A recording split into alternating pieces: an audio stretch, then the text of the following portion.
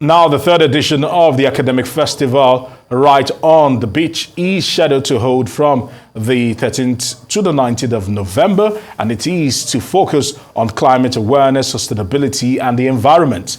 The event, which will begin with a symposium on the 13th of November, is to feature experts from ecotourism, conservation, Web3 technology, finance, urban development, circulatory governance, and developmental aid. It includes an interactive session with audience participation, and the audience is drawn from volunteers provided by partners such as the National Youth Service Corps, NYSA, and the University of Lagos. This sets the stage for youth volunteers to create research papers during a residency program at the Pop Beach Club, fostering interdisciplinary collaboration.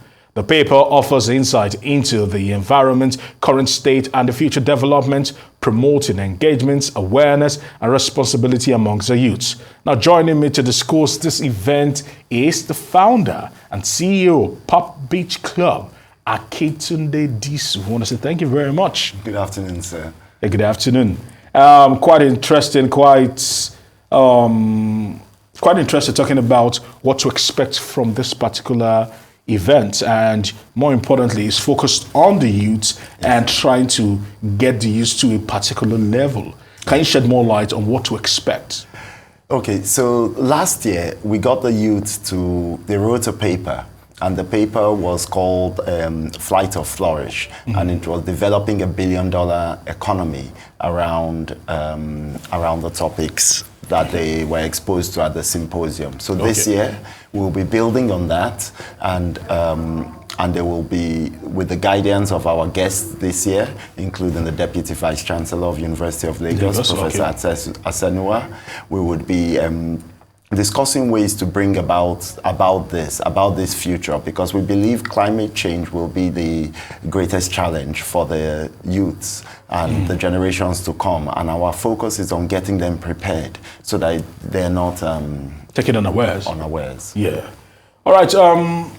You're speaking about, but how about the youth of today? If we look at the youth of today, I'm sure you're trying to do some mental re-engineering in the course of your program, but the youth of today, some would say they seem despondent, and they are literally looking for a lifeline.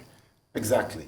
This is our exact point. This is what I realized, that we put a lot of burden on the youth, but if you don't teach somebody something, they just don't know it. True. So this is why we now decided to focus on the youth, on undergraduates in NYSC, and we've been very lucky to have the NYSC Corps approve our course, which they all have to take, and University of Lagos come on board.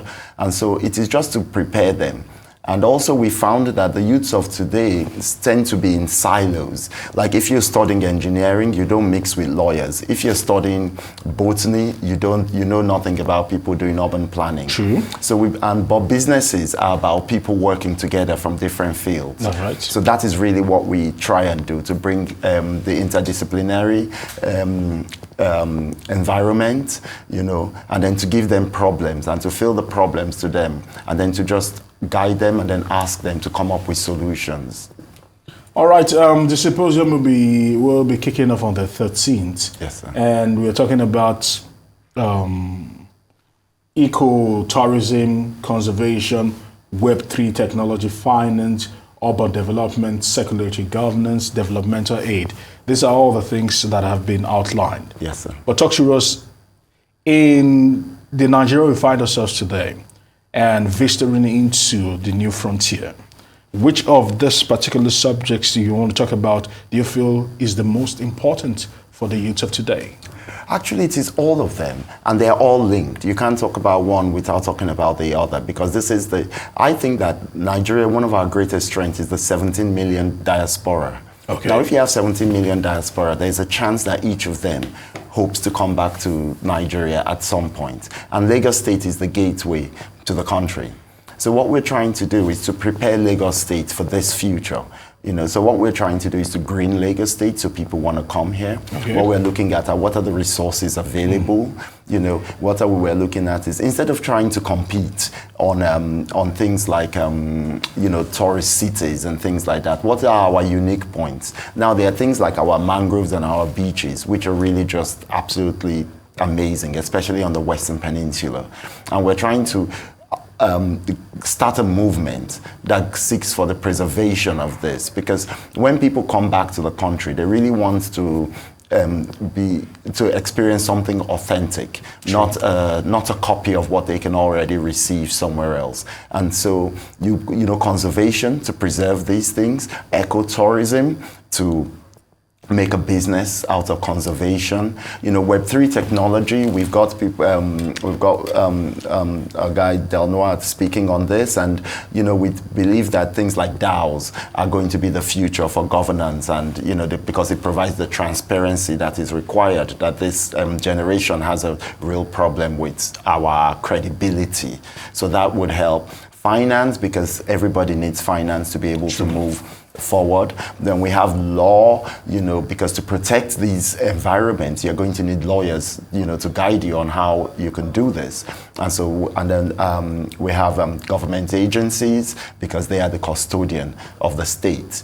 So we bring all these people together to speak to the youth so that they know what their power is. And then when they know what their power is, then they can come up with solutions that will protect them in the future. All right. Documentation, I believe, helps preserve the present so that you can make reference to it in the future. Exactly. Yes, and you've spoken about, or your initiative is trying to document that by saying that the youths will have to put together a research paper. Yes, sir. Which is quite interesting. Yes, sir. Talk to us about that. Okay, so they, for example, they do a walk from Takwa Bay, and this is the third time they'll be doing the walk from Takwa Bay to Ilashe. Okay. On this walk, they document, they do a lot, they do simple experiments, like they take the temperature of water, they take samples so that they can gauge the microplastic, they count the birds they see, they count the fish they see, they through quadrants and take the amount of plastic that's available on the beach.